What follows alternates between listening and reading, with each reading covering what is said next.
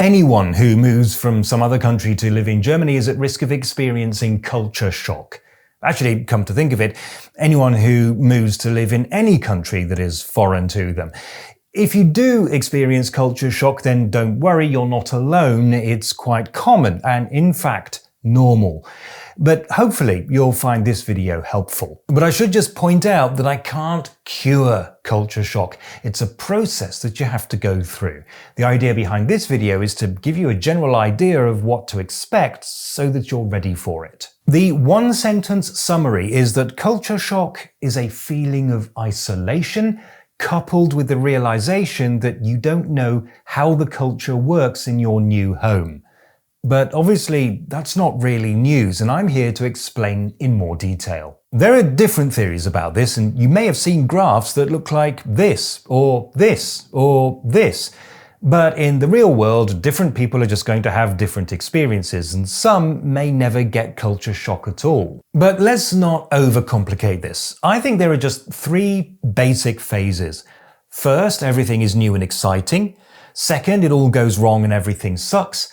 And third, you find a way to cope. The first stage is most likely to be felt by people who are open to new cultures, enjoy new experiences, and are moving of their own free will. Not everybody relocates by choice. In this first phase, everything is still an exciting and new experience. Perhaps you've moved from somewhere like Gary, Indiana, and you're now settling into a small German town that looks like an illustration in a book of fairy tales. And of course, at first, it's like being on holiday. The problem is, you're not on holiday. You're living here now, and you have to cope with the day-to-day realities, everything from grocery shopping to dealing with the bureaucracy. This is the phase that we recognize as culture shock. Everything is different in ways you couldn't have possibly imagined. It's not just the obvious things like everybody speaks a different language or the food is different. Everything that you thought was normal turns out to be not normal. Houses are built differently. Traffic regulations are different. The way you make friends is different. You have different legal rights. Everything you can imagine works differently. This may not worry you, of course. Some people are better at adapting than others, but some really do struggle. And it gets worse because you're now separated from your usual support network. Your family and friends are all in a different country. Of course, you can talk to them, but they can't actually help you with any meaningful advice because they're even less familiar with your new home than you are, and you don't yet have any close friends in the country that you now live in. You might find a local community of people from your home country, and that seems like a great solution. Except that you discover that they've already adapted to this culture, and so somehow it's just not the help you assumed it would be. Again, not everyone experiences this, but it is quite common and it can be quite a struggle. And it coincides with the realization that this new country also has its problems and its downsides, but until now you were only looking at the upsides, so this takes you by surprise. For example, an American moving to Germany might be looking forward to experiencing a healthcare system run for the benefit of the patients instead of for the benefit of insurance company CEOs.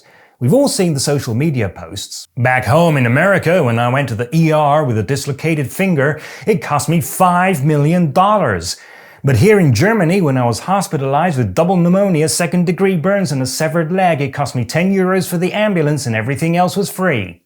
I do apologize to my American viewers for that terrible accent.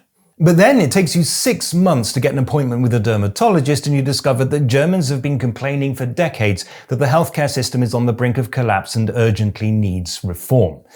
You will get the care that you need without being bankrupted, but it's not quite the experience you were sold. In short, you begin to realize that life in this new country is not quite as idyllic and fairy tale-like as you'd imagined. And there's also a good chance that you'll suffer a loss of identity into the bargain.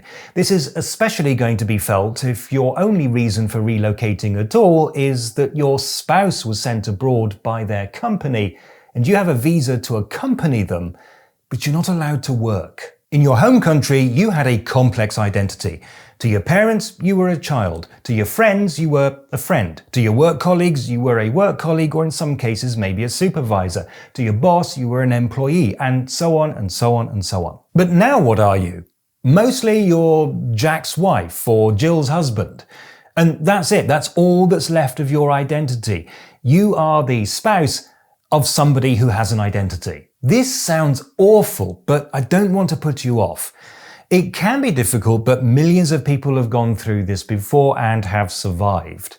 I think if you know beforehand what might be waiting for you, you can prepare for it and cope with it better. And that will also, I think, help you to emerge from this state of culture shock. Now, the bad news on this front is that not all people manage it. The good news is that most do, and they do it essentially by learning how their new environment works. It's pretty logical, really. Over time, you learn what the rules are. You figure out how waste disposal works, who you're supposed to tip and how much, what your rights and obligations as a tenant are, and so on. For all the stuff you miss from home, such as your favorite comfort foods, you develop strategies. For example, I was clever enough to marry a woman who is prepared every Christmas to buy me a year's supply of Marmite from an online British food shop. And also, I can make a pretty decent shepherd's pie, so that's also covered. Not only that, but I have expanded my range of comfort foods to include some German dishes as well. I may not be able to get a decent British Sunday roast here, but give me a couple of thick slices of Leberkäse with a fried egg on top and fried potatoes, and I'll be your friend for life. At this stage, you should be able to relax and start enjoying your new life. There will always be things that you miss from your old home, and there will be things about your new home that will annoy you, but you'll also come to appreciate things about your new home that you find are a definite improvement. After over 30 years in Germany, I still get irritated by the way the locals don't seem to know how to queue for a bus. But when I go back to the UK, I can't get over just how badly built the houses are. Some people fully integrate into their new culture. Some people find a way to combine the best aspects of both cultures in their lives.